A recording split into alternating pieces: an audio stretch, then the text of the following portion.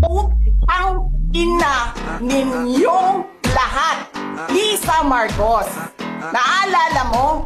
Nagpadala ka sa akin ng video. You sent me written instructions. Anong nakalagay doon sa envelope? DepEd! Anong ginawa ko? Binigay ko sa DepEd! Putak na mo ka! Sasabihin niyo sa mga tao, nakaw yan, confidential funds yan. Niwala nga kayong isang proof na hindi niyo nga nilabas na wala pang confidential funds, meron ng white envelope. Bongbong Marcos, presidente ka, may speaker ka na involved sa bribery ng Supreme Court justices. May video, may kaso, may witnesses.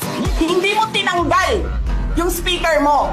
Pinabayaan mo siya abusuhin ang pera ng bayan.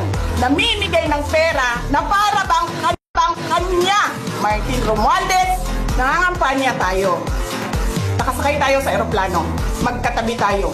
Nagre-reklamo ka, putang ina ka, walang pera.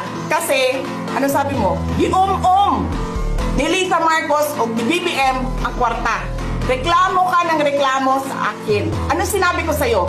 Huwag ka mag-alala. Lahat ng gusto tumulong sa akin, ipapadala ko sa iyo. Kunin mo lahat. Wala ka ng pera. Sabi mo sa akin, okay lang. Pag nanalo kayo, babawiin ko lahat yan. Ang buong akala ko, babawiin mo sa negosyo mo. Legitimate businessman ka naman eh. Mina, pagsira sa kalikasan, media, tanggap ka sa Pogo. Pinaalis nyo lahat ng kompetisyon ninyo, naiiwan ang Pogo mo. May nagsasabi pa, tumatanggap ka sa smuggling, sa droga. Tapos kuha ka sa National Treasury. Akin ito, akin ito. You have the evidence. Go ahead and file the case.